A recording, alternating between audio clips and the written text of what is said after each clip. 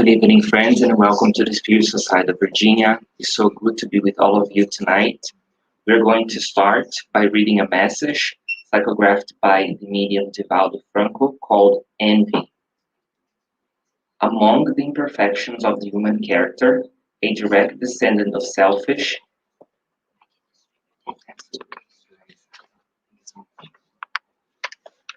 envy stands out.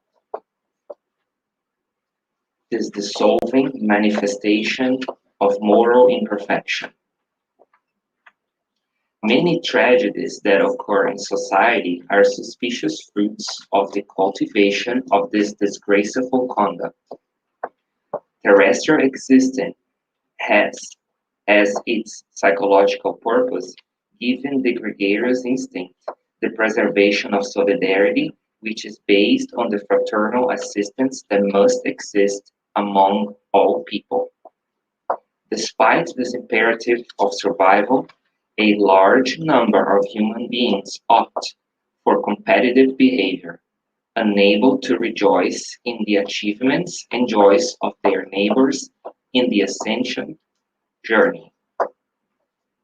They allow themselves to be hurt by their own failures or tormented by the thirst of living in a regime of exclusion. They only permit themselves to enjoy the fleeting happiness that they tenaciously turn against all those who seem to threaten their triumph or hate the glory they have not achieved. Relying on the pettiness to which they indulge, they create true programs of persecution against others, giving way to lies and slander that they skillfully create, delivering continuous arrows poisoned by the inferior feelings with which they indulge. Friends of yesterday, who remained in fraternity, faced with the prominence of one of them, instead of rejoicing, one of them becomes intoxicated with anger and becomes a gratuitous executioner, hiding behind false arguments to give vent to frustration that invades it. The entire process of moral and especially spiritual evolution is carried out through overcoming aggressive instincts and imperfections maintained in primitive and past experiences. Envy manages to disguise itself and interfere in social and human behavior with skill, manifesting itself with false, apparently naive expressions when it does not explode untimely in viral combat. The envious person, without a doubt, is very unhappy because they suffer disturbing emotions that harm themselves. In turn, the immediate thought carries a wave of negative energy that often reaches the person against whom it is directed, if the receiver is mentally tuned into an equivalent vibrational range. Excellent quality therapy to overcome envy is the effort that must be made for the good of all, helping without hesitation in order to contribute to the general happiness.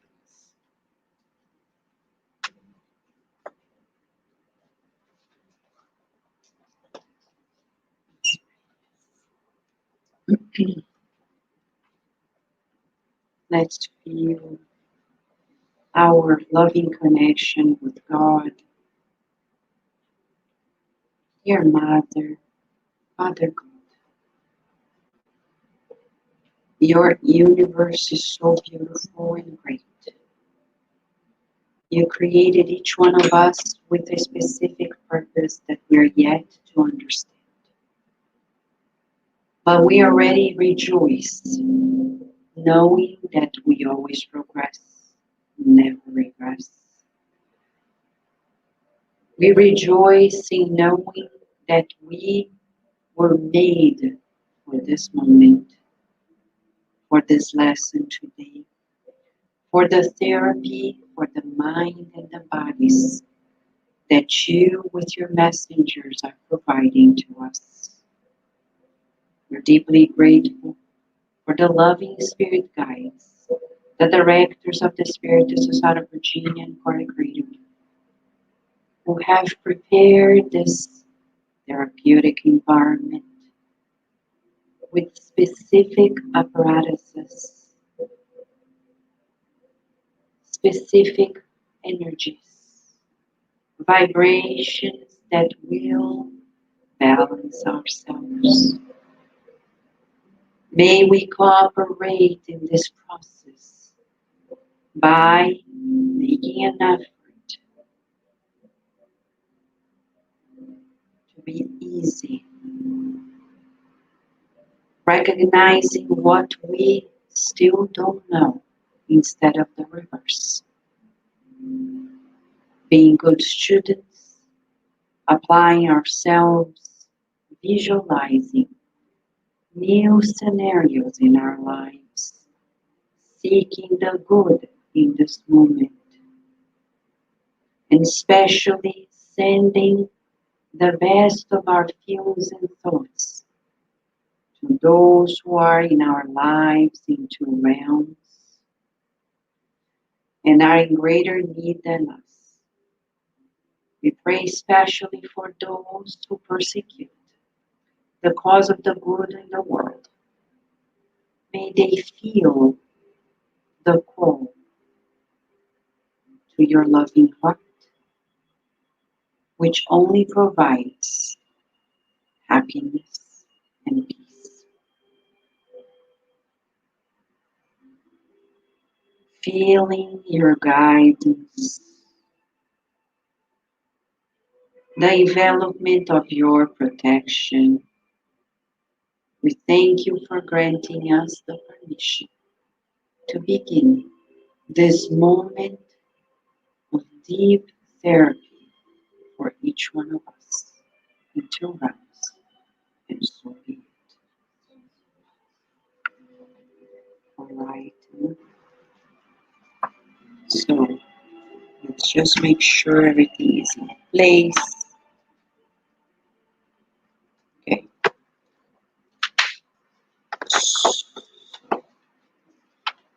Let's not forget, right? What we're studying is Spiritism.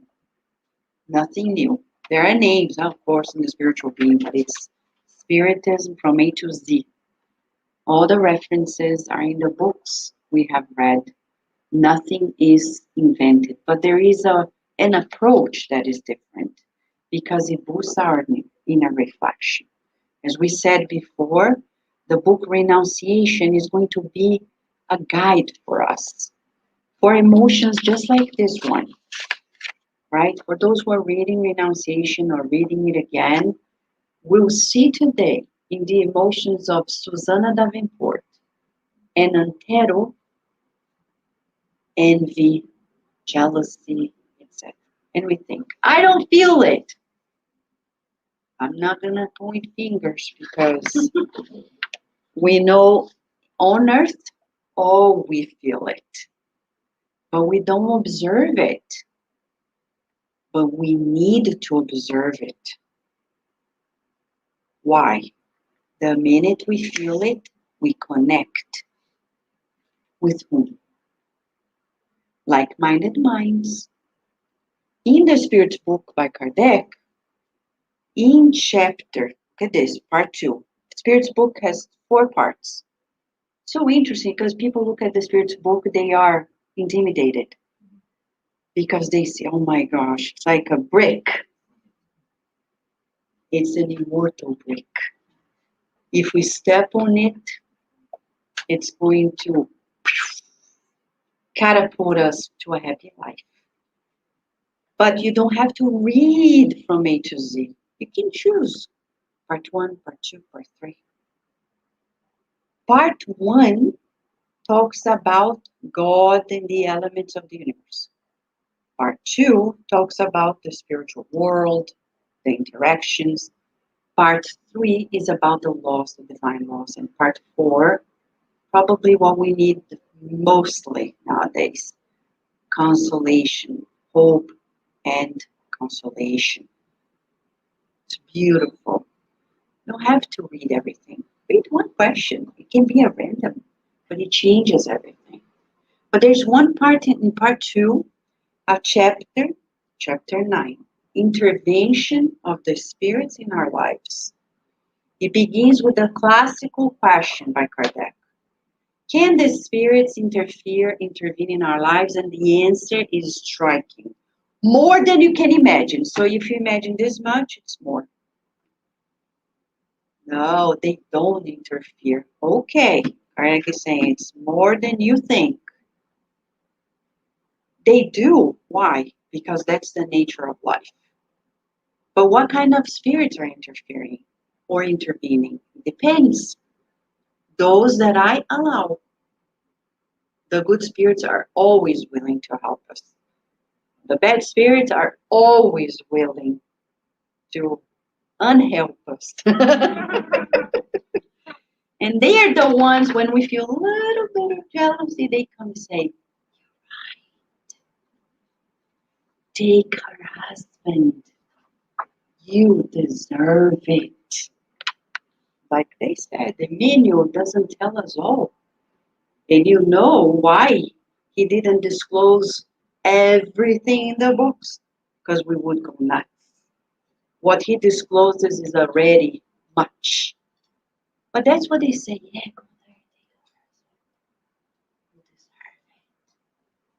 Poor husband. Yeah, and they come. And you think they are your friends? No. They want to.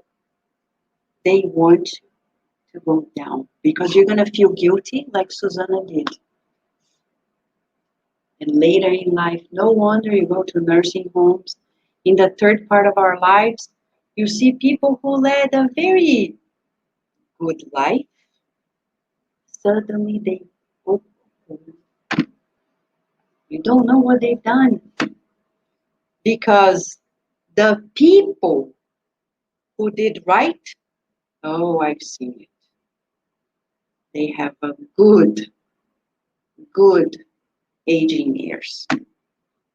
The ones that messed up, and we're not talking about killing anybody. We're just talking about lying, cheating, being dishonest, not sincere, ambitious, leaving your children for last, prioritizing everything but the important things. So today, this message by Divaldo Franco matches where we are. Last time we were here, we're studying mostly torments. What are torments? Simple. You can see in a child. The millennial torment. They go to school. They come back and say, I'm sad. Why? Because the teacher chose my friend to go up front and write on the board. Jealousy. We need to work on that.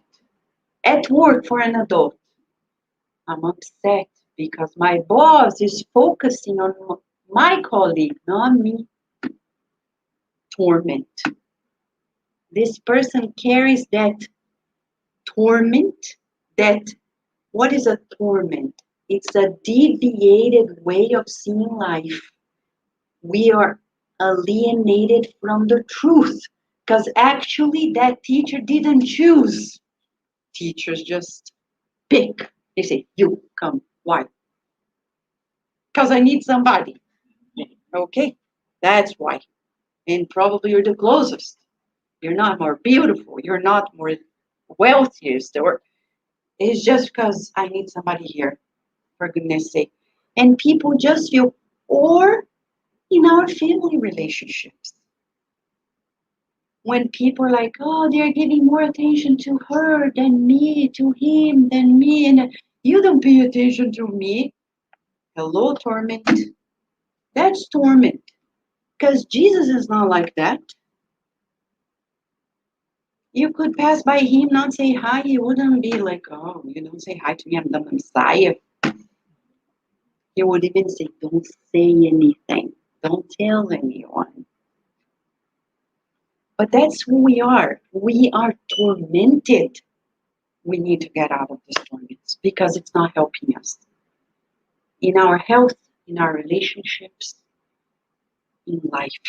We've been repeating mistakes, and make no mistake, Susanna, as far as we know, based on Chico Xavier, she is the reincarnation of Claudia Sabina in 50 years later.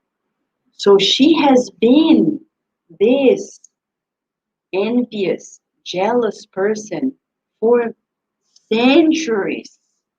And she keeps on doing the worst choices based on her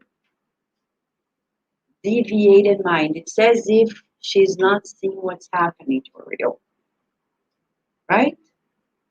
Because if this person is married to this person, from that day on, it's none of everybody's business. When we try to get in, we are not well. Susanna. Antero, the same. Who is he? Antero and Susanna, back in 50 years later, they are married. Claudio Urbico and Claudia Sabina. They're married, but they don't care about each other. It's just arranged marriage. He cared about other people, and so did she. And they were both interested in the couple, Alva Lucinia and Elvidio Lucius. Now they all reincarnate together. And what happens? We'll see.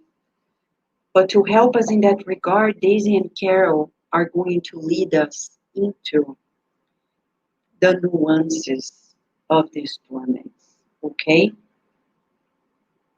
Right? I think I did right.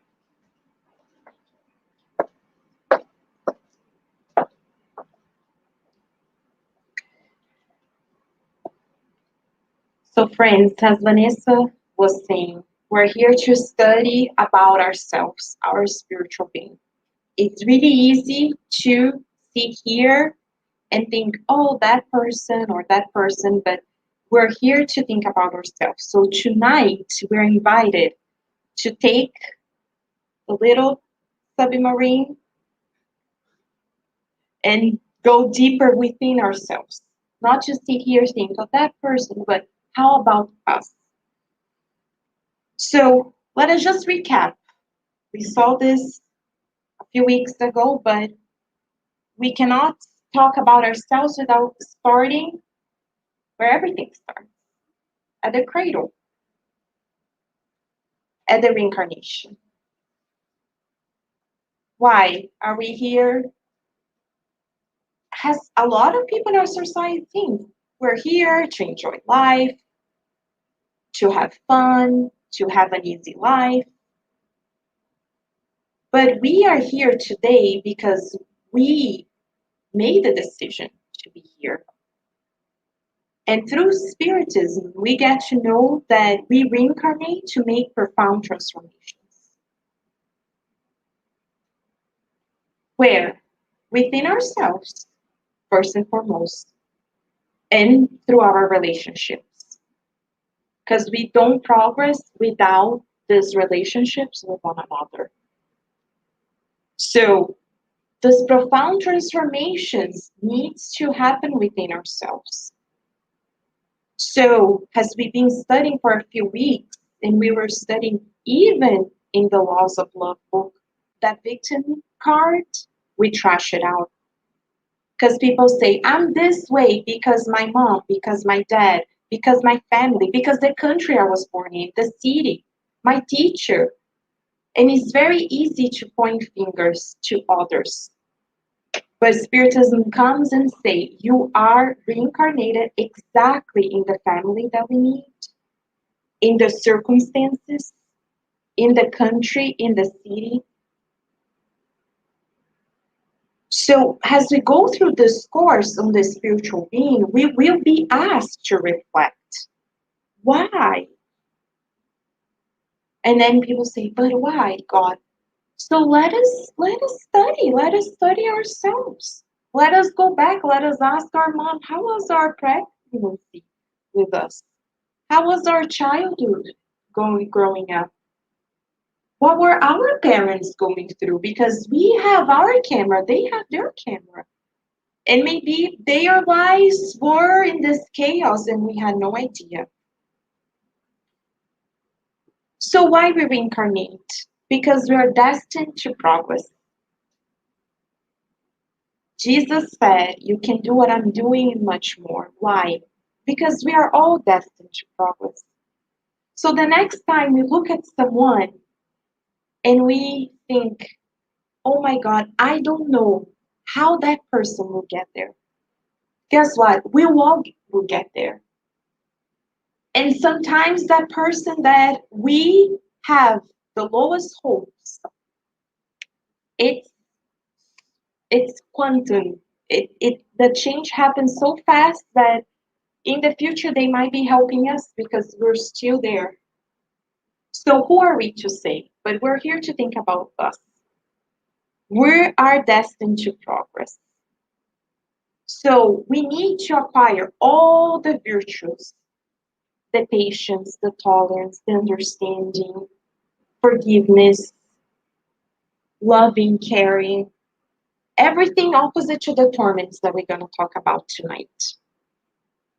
So the main objective of our existence on earth is to adjust ourselves to the divine laws, building moral values in our relationships.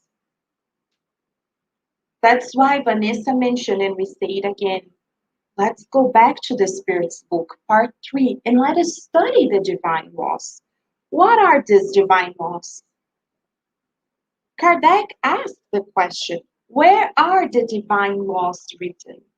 And the Spirit's answer, they are written in our conscience. But then Kardec says, but why? Why do we still make mistakes? Well, we either disregard it, so we know it and we put it aside, or we need to remind ourselves. So that's why in the Spirit's book, we have all the 10 divine laws there. Great. But now we cannot say we don't know it. Now we do. It's our fingertips. But it's hard. Why? Because we're tormented. We are, as Vanessa was saying, we don't see the reality. We see something else. So we get to know in the course of the spiritual being that the absence of moral values, so the deviation from the truth, in what? The absence of experience in the good, they establish the torment. So every time we are against God's laws, and we don't have that foundation to keep us strong in the good, we're tormented. So the question is, who is not tormented nowadays? We all are. But that's why we're here. That's why previous lives, we reincarnate. But we're not going to be able, it's not only about opening the Spirit's book and reading the 10 laws and closing and say, oh, okay, now I'm a moral person. It doesn't work that way. Why? Because we need the constant effort on the good. That's why we need to push ourselves, our children, to do as much good as we can so we can get out of this torment. Thinking about others, do we see the exercise? The torment is when we are in me, mine. Why me? I want this. I want that. I'm sad. I'm envious. I'm jealous. The moment we shift and we start thinking about what would that person like? As we'll see with Susanna's case. If she stopped and thought, hold on, Madalena is my friend. What would I would like to receive if the roles were reversed? So that is the exercise. Every torment, without exception, is in an addicted thought or pattern, and all addictions grow from inertia. So every torment comes from an addictive pattern, as Vanessa was saying, that we bring from many lives. And they all start from inertia. What? Inertia of sitting and watching TV the whole day? This is the inertia of the spirit. The inertia of only thinking about ourselves, not having those constructions of the good. The virtue of your generation, our generation, this is in the gospel according to spiritual, is intellectual activity. It's vices, moral indifference. So how are we gonna get out of inertia? That's why we say, let's learn something new. Let's learn something new. Of our inner self, of our intellectual activity. How are we gonna do different if we don't know what is different? So we need to push ourselves every day. Open a book, read a page, read a paragraph, listen to a message. And we can maximize our time. We can be there in the car listening to a podcast. We can be washing our clothes, cleaning the house.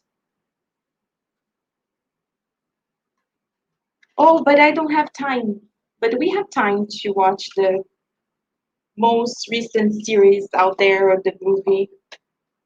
So let us get a book. Let us read a page.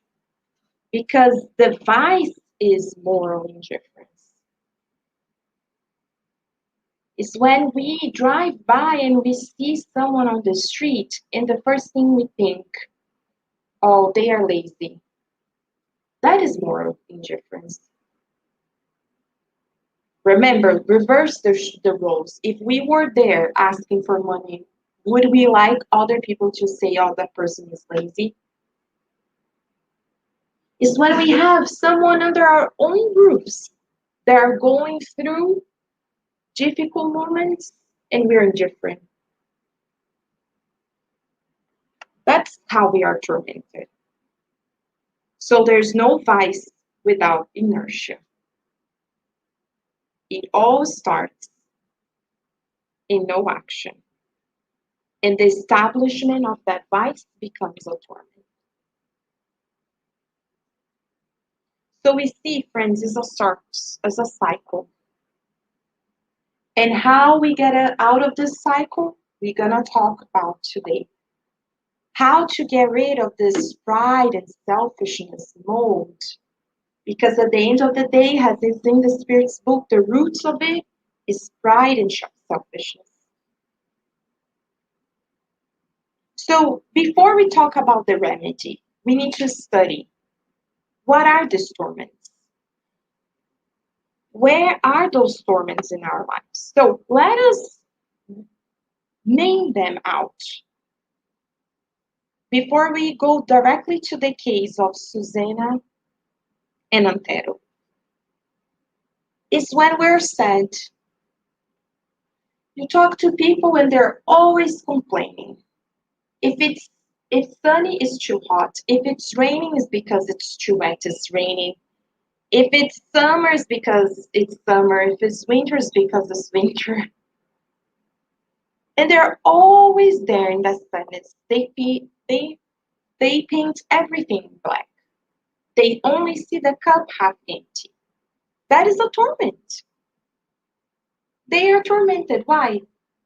Because people who are happy, they're not tormented. Jesus said that one of the trademarks of his disciples was joy. Jesus was a joyful person. Imagine, friends, we are the governor of the planet. We incarnated. We're persecuted. There are lies against us. We look and we see what Caesar is doing. Remember, we're the governor. In our minds, we say, oh, Jesus had all the reasons to be sad. He could say, what are you guys doing? And we don't read anywhere that Jesus was sad. Yes, he would become melancholic in a way that for us, not because he was a sad person, but we don't see that Jesus was looking and say, oh my gosh, people are crazy. The world is upside down. He will never do that. So sadness is a torment. And that's why if you go to psychiatry, you don't actually even need to go to psychiatry doctors anymore. You go to your primary care and they're like, oh, really? Oh, you're feeling, oh, yes, you're depressed. But that's everything. So depression now is the label for everything, right? And they're like, oh, I'm going to prescribe you something. That is how we are nowadays. And then people start taking these medications and they're just anesthetizing themselves because deep down they're not working their torments. Why they're feeling that way is when we have resentment, when we hold grudges. Things happen all the way in the past and we're still resented. We still play that same video from years ago, decades ago, but we're still there tormented. Why? Do we think the person that did that to us is there thinking about it? No, so why? We're doing that to ourselves. So, forgiveness. What is the remedy? Joy, forgiveness, understanding is when we feel hatred. Oh, I hate this. I hate that. And you talk to people and they use the word hate so easily. And you're like, no, please. It's such a strong word. We'll see the description of Susanna when she gets to know that her cousin is in love with Madalena. She feels so much anger, so much hatred for her friend. And then things happen in our lives. So let us look at these sentiments in our lives. When do we feel hatred? As Vanessa said, for us to identify so that we can go back is when we feel envy. This message is so beautiful because it says, when we allow ourselves to be hurt by our own failures and tormented, he used the word, by the thirst of living in a regime of exclusion. So we think we deserve everything. And we think that our happiness is above it all. So we do everything. That is envy. That's when we're tormented. Is when we turn on Facebook and we see that someone is in Greece or the Maldives and we feel envious. I would like to be there. How come I'm not there? And then what people do, all crazy things. They get in debt, credit card debts, and all, just to say that they also went to that trip or they also bought that car because they're envy. So we see this is very normal in our society.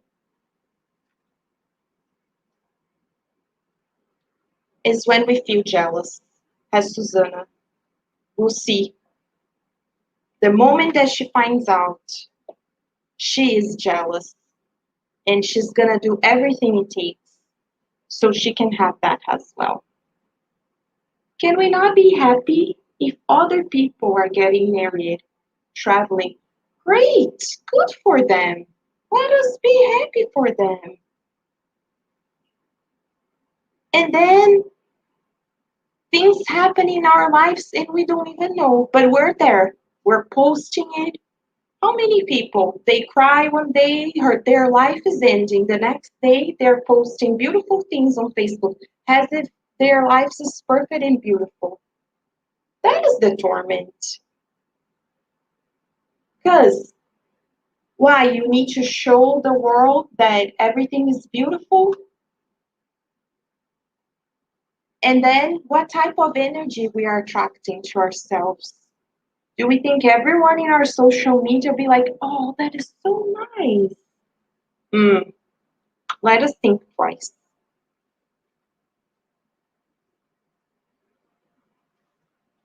Spite.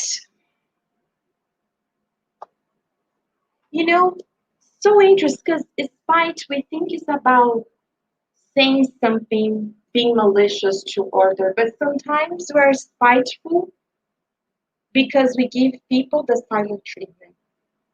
We think I'm gonna get back to them. How? I'm just gonna give them the silent treatment. That is being spiteful.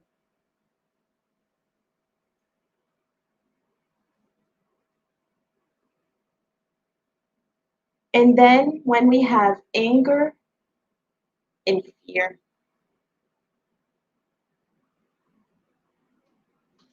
fear of what?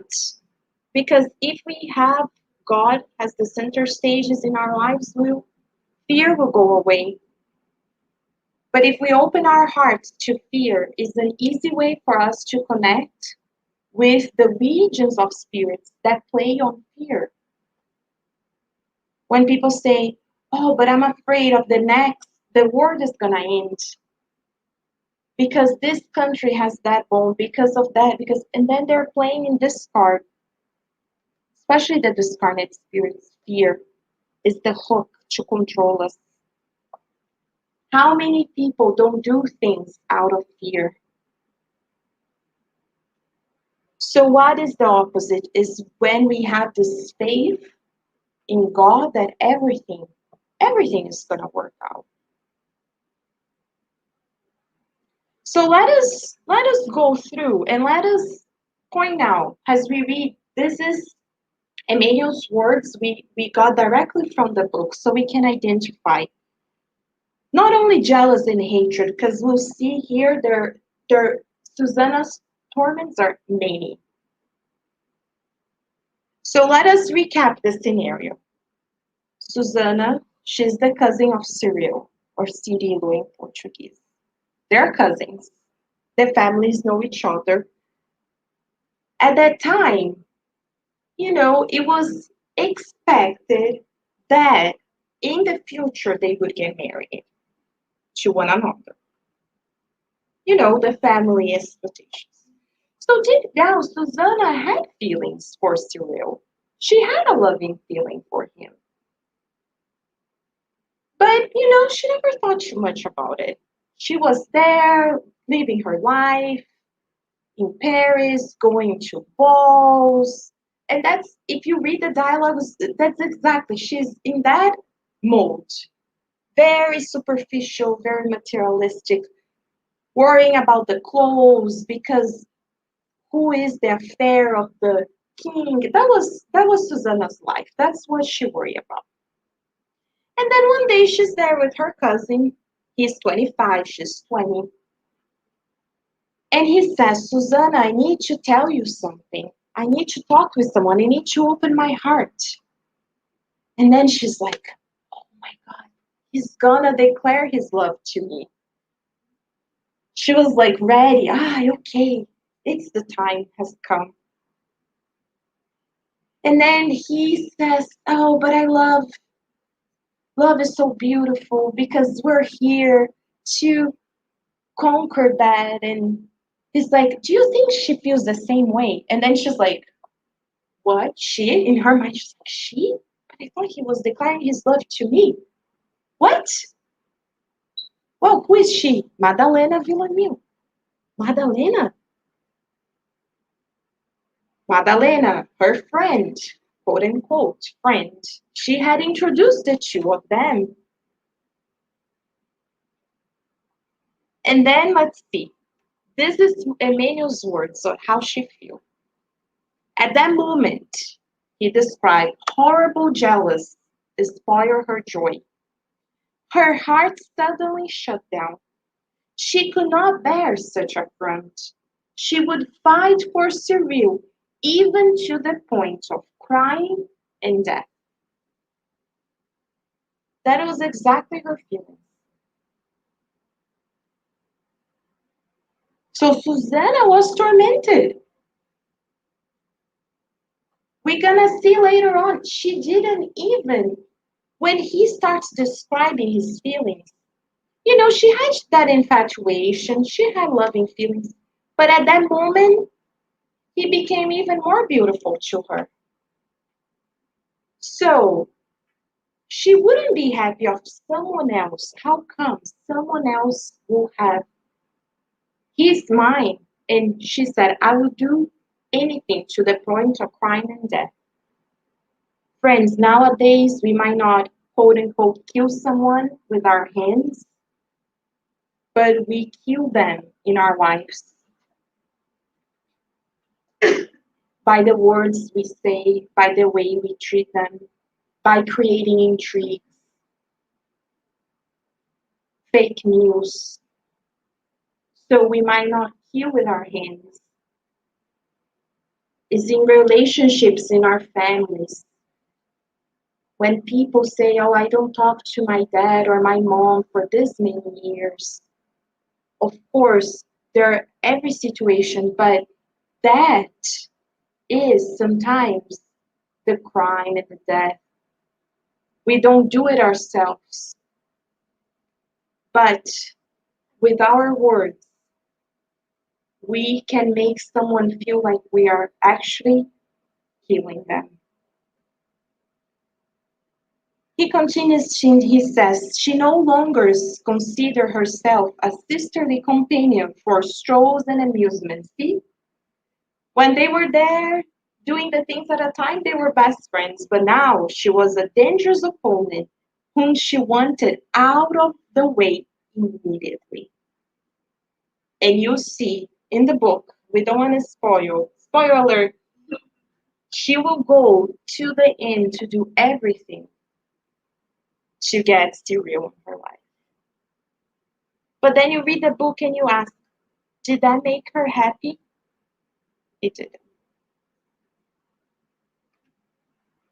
From this moment on, however, the Villamil girl was condemned by her cruel aversion. Her splendid friendship had turned into instant and dangerous hatred. Emmanuel's words. So we see from jealous to fight to hatred.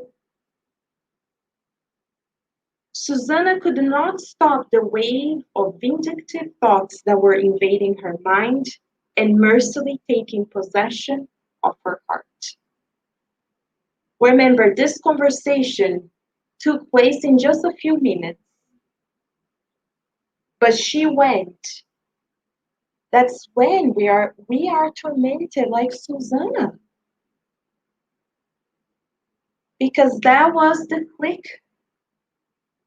And from that day on, in her life, her main objective was to have Cyril in her life, didn't matter what.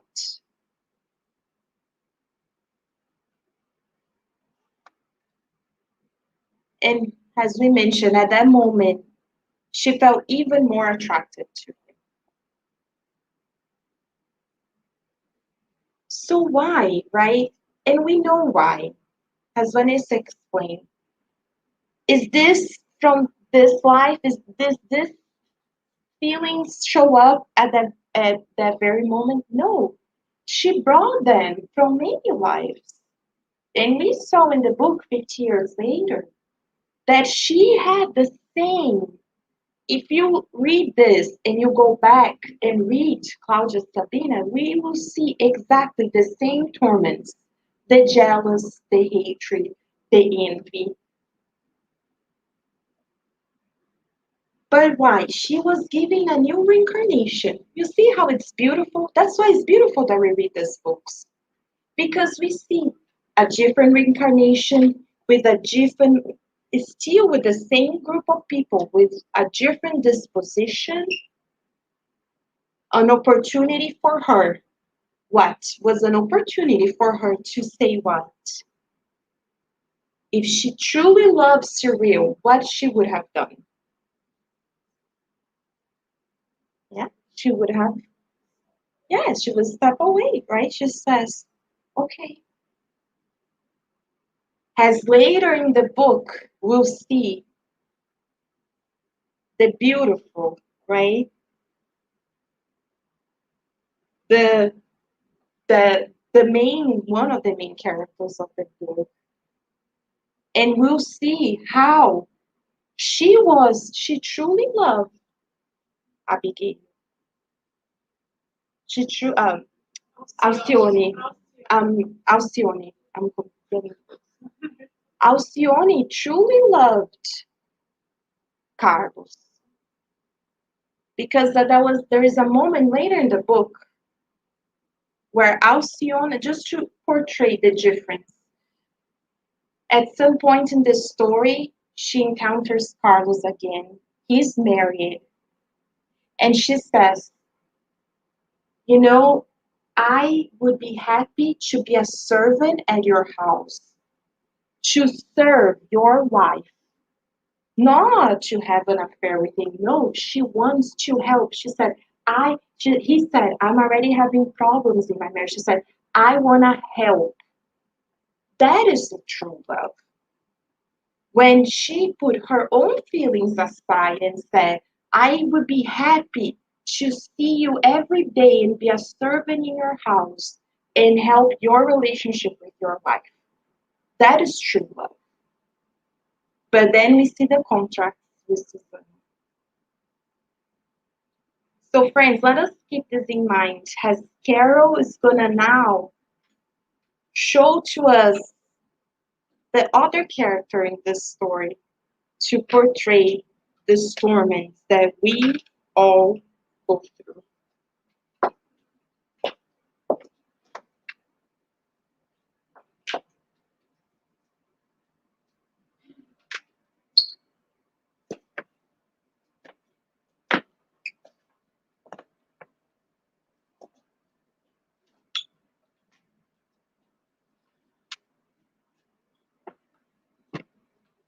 So, friends, Emmanuel really wants to help us to take an inner journey and recognize ourselves, get to know ourselves better.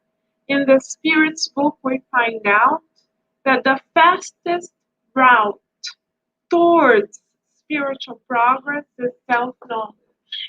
So, all of these novels by Emmanuel are a therapeutic invitation from the Christ for each and one of us, incarnated and discarnate alike, to discover ourselves and to boost our inner wisdom so that we can make wiser choices for immortality. So let us continue this inner journey with Emmanuel's support by looking even closer at the torment of envy, now not through the lenses of Susanna, but through the lenses of Antero. Who is Antero? As Vanessa explained, Antero and Susanna in a previous life were married, but they didn't love each other. They had their eyes on other people. And now these other two people are reincarnated and they still, guess what they're doing? They're still keeping their eyes on the same two people. So, what does that show? That if we don't have the courage to get to know ourselves, our torments are likely going to accompany us for centuries, as they have done with Susanna and Antero. Let us see Antero's inner world more closely now through Emmanuel's kind help. Antero is in a moment in the narrative where he finds out that Madalena fell in love with Cyril.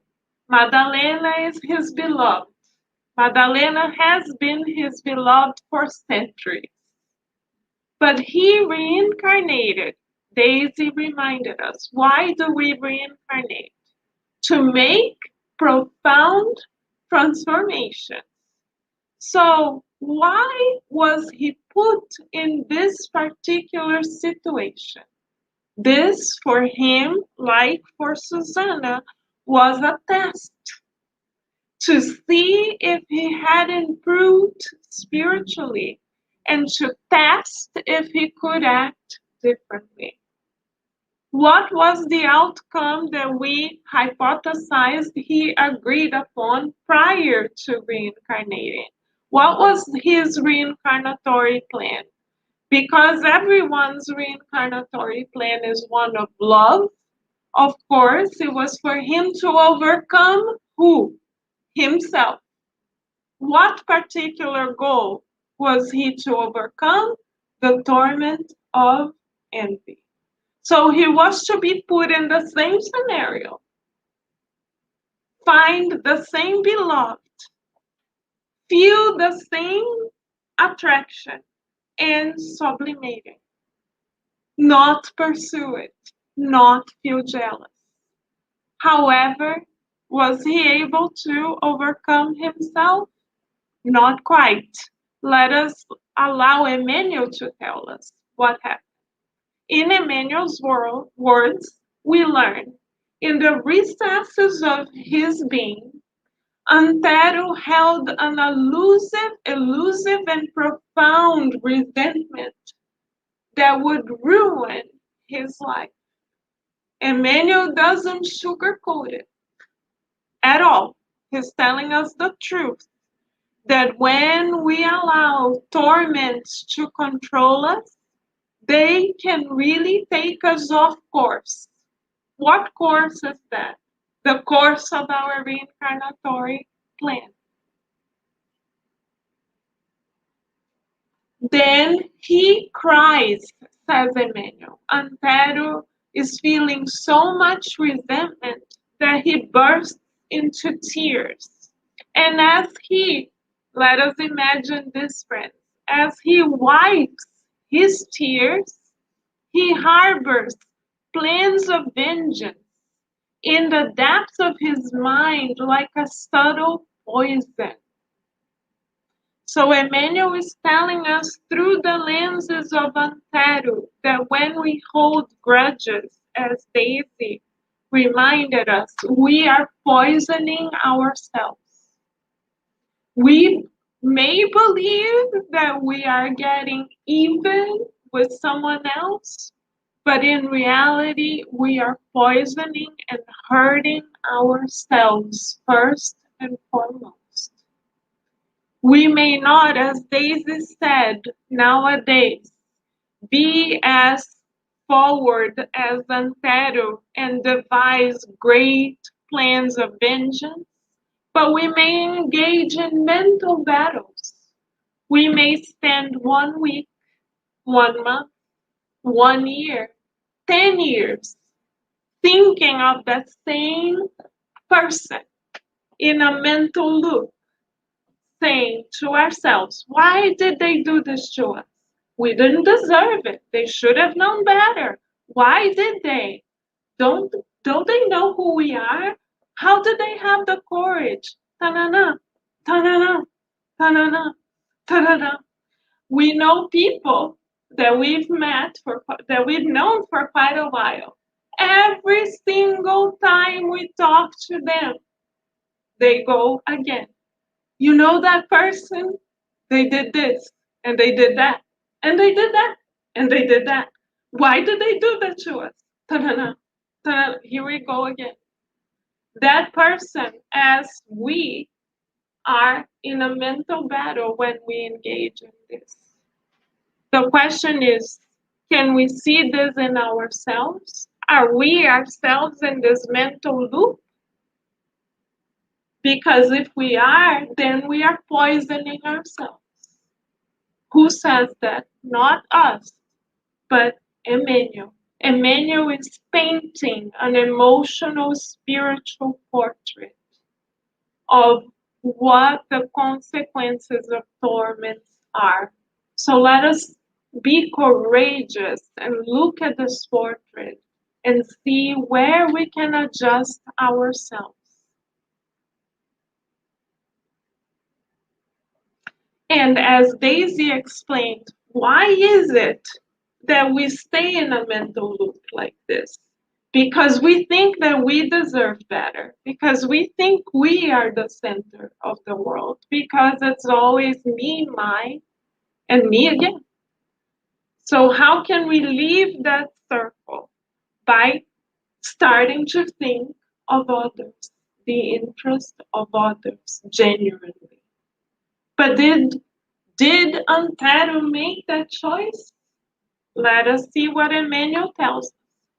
Emmanuel says, after thinking about the fact that Madalena had fallen in love with Cyril over for a while, he stared into space as if he was driven by a terrible idea, as if he was driven mad, excuse us, by a terrible idea. What was this terrible idea? Emmanuel tells us he made an inner decision at that very moment that he would fight for Madalena until the end of his days. And if we read the book, we see that he sadly followed through with that.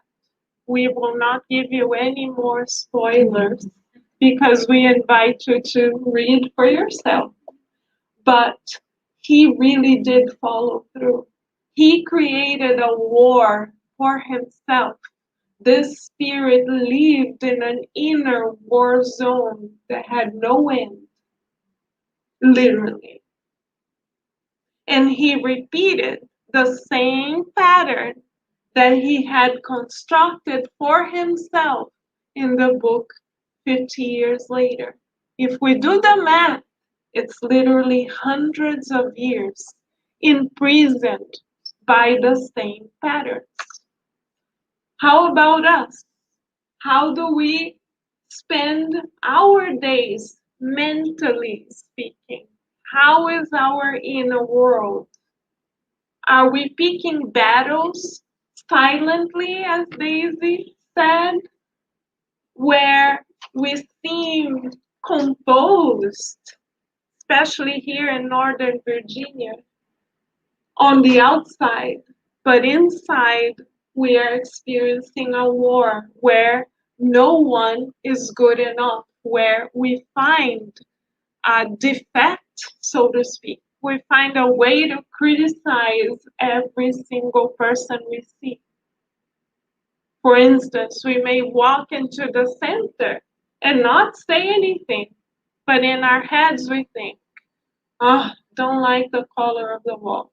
Don't like the way that person speaks. And while we're at it, why is that person speaking and not me? And as we are at it, why are the cups pink and not blue? And while we are at it, why is it that this person always walks in this way and this person always says the prayer in that way? If it were us, we would do it differently, and not only differently, but better. It's funny how we create an alternative universe in our minds that, as Vanessa said, is fully alienated from the truth. But somehow in our alternative universe, we always think our version is better than someone else. Why? Because we are escaping reality. What would have been the reality that Antero needed to see? The fact that he had reincarnated to renounce. No wonder the book is called Renunciation. Hint. He had reincarnated to learn to renounce. But if we stay caught in our mental prisons, sustained by mental battles, we are unable to renounce anything because we only think of ourselves. You're wondering what happened to Antero? Emmanuel will tell us. Emmanuel says he skillfully concealed the hateful anger clouding his mind and seemed resigned to the unfolding of the events. Emmanuel is such a skilled writer that this sounds, even though it's terrible, it sounds poetic, right? But but let's see reality as it truly is. It all boils down to the fact that Antero was being a hypocrite.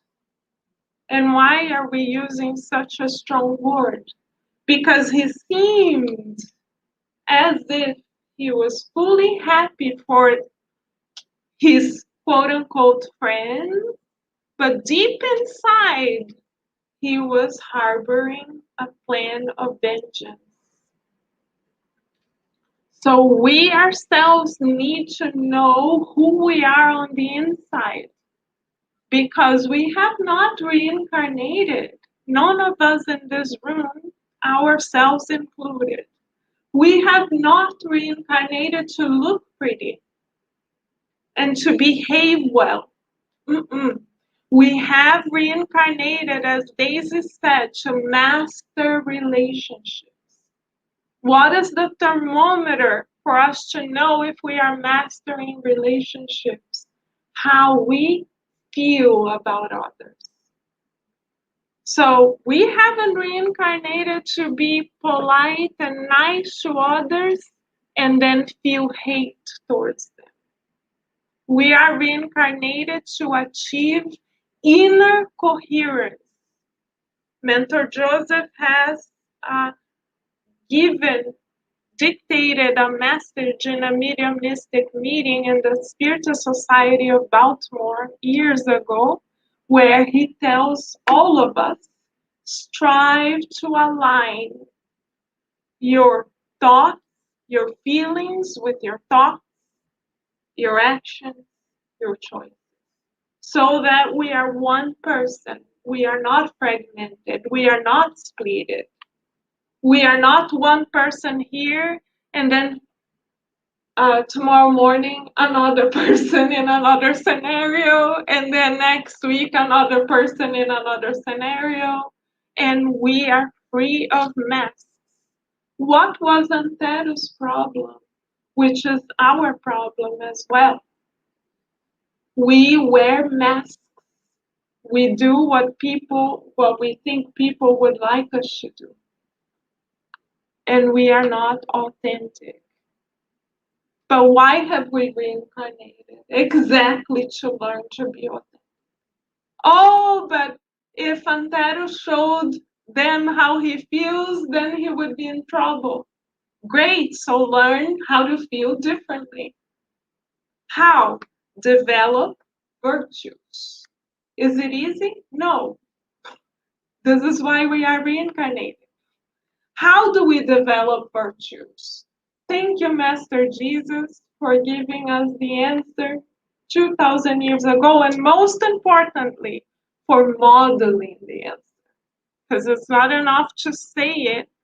What is most important is to feel it.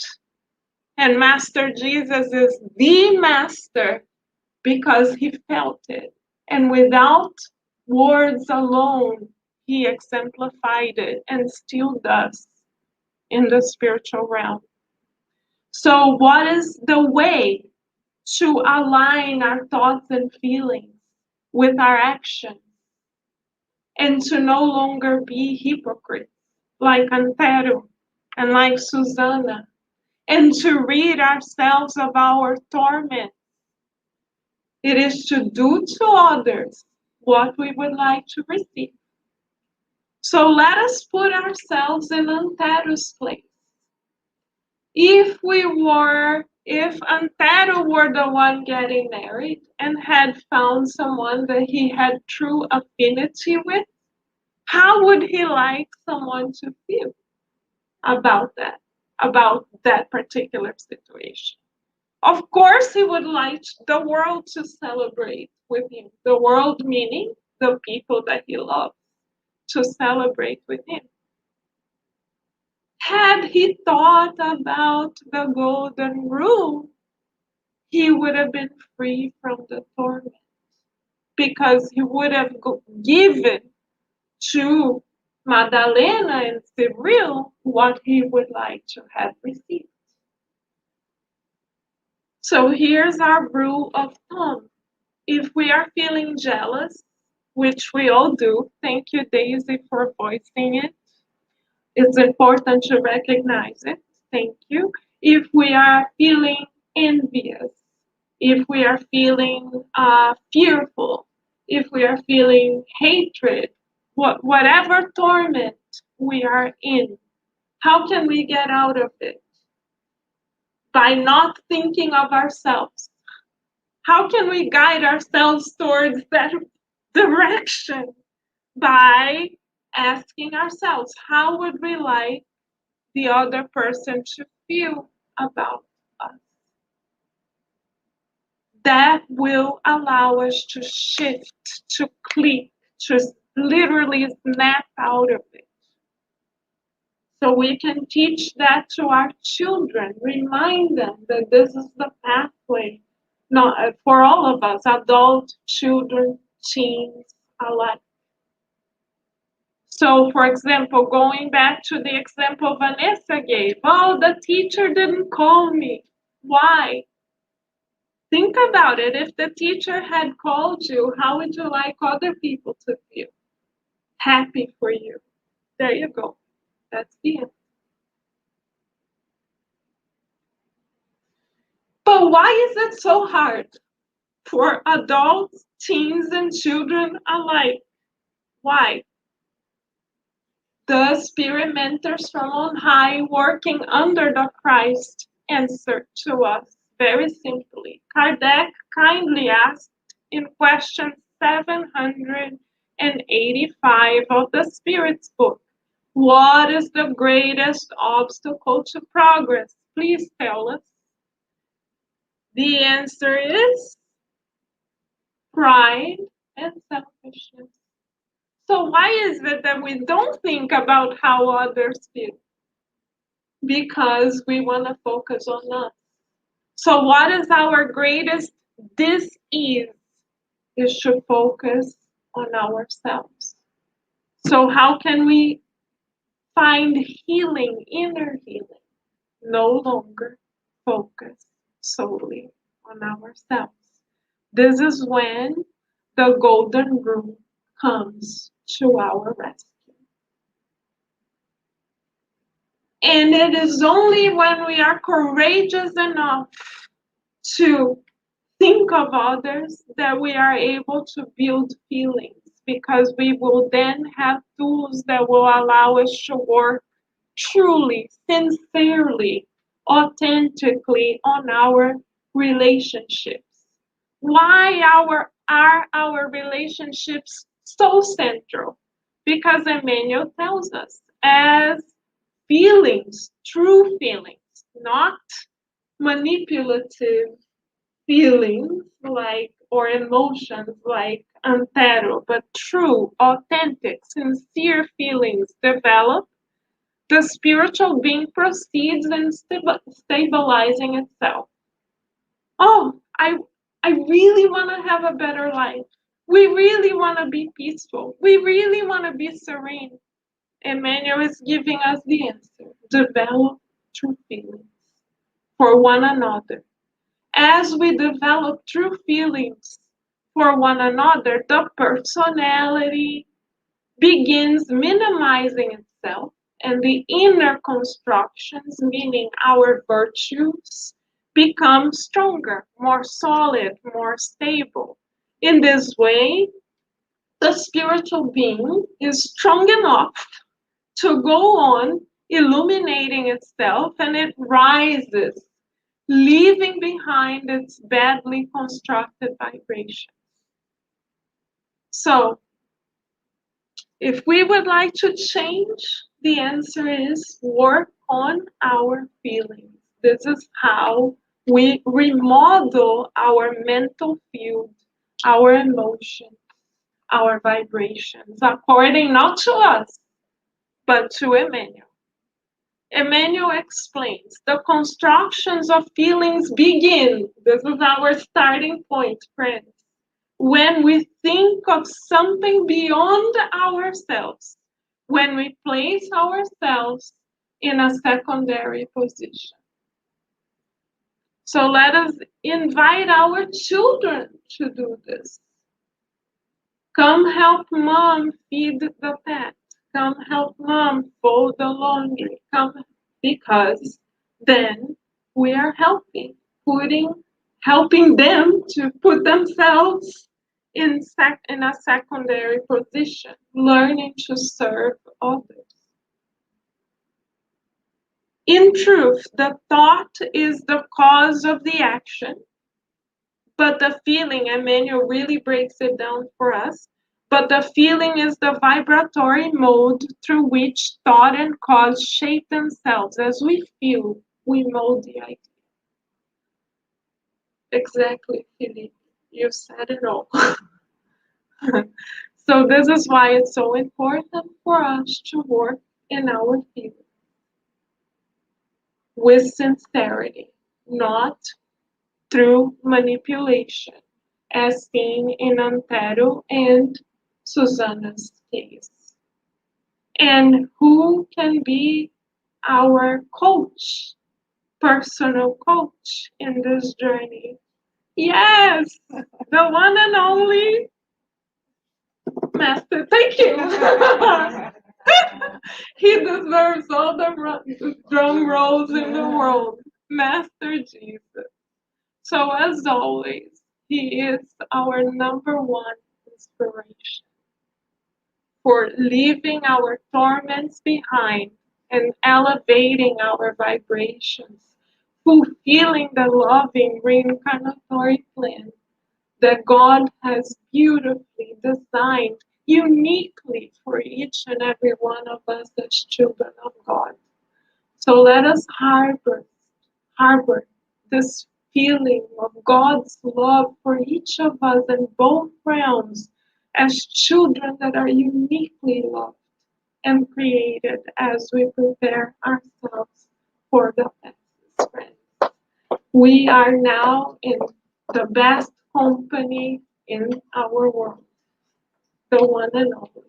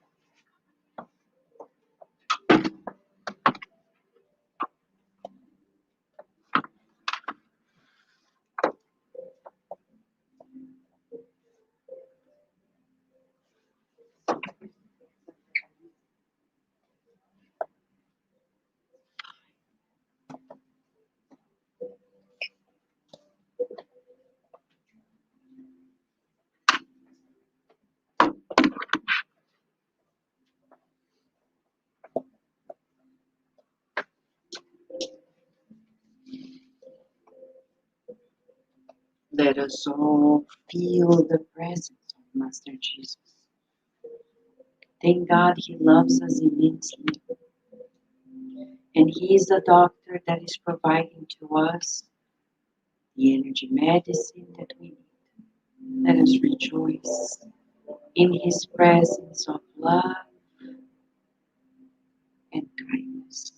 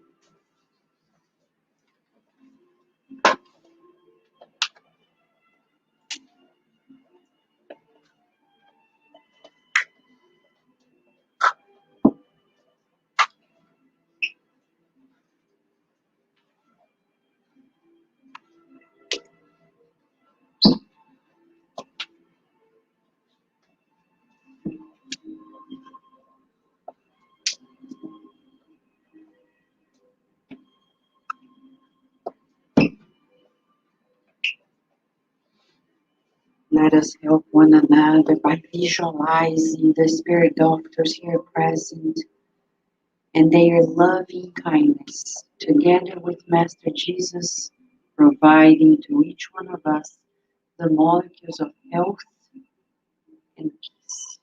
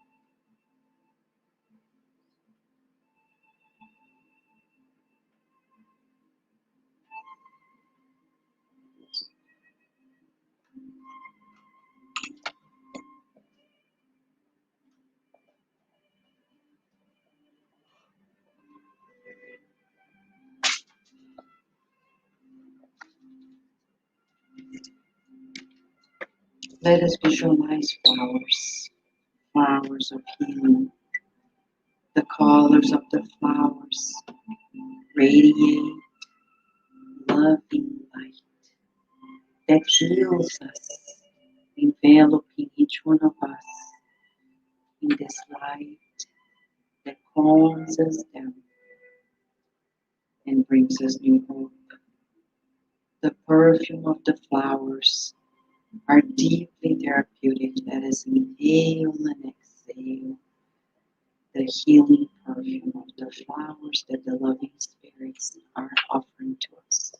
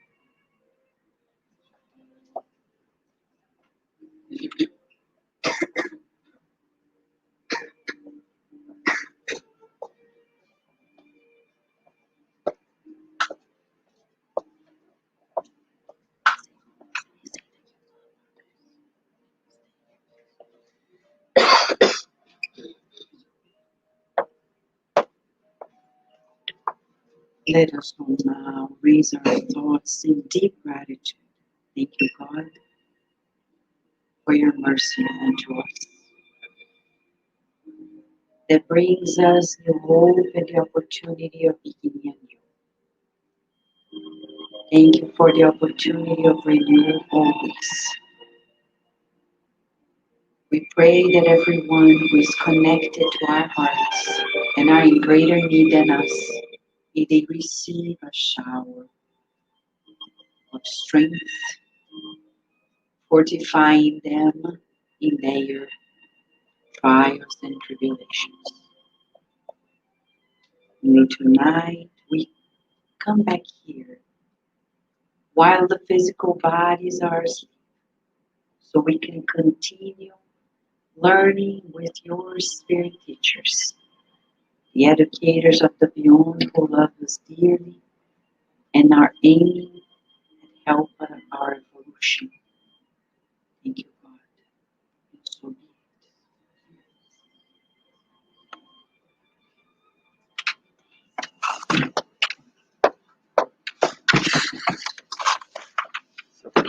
Friends, we have two announcements. First is if you haven't signed up but you like to contribute to the donations, just reminding that starting this month we'll be doing two separate services. We will be doing the bags and the to-go box that will go to the shelter in Reston, and then we'll also go to DC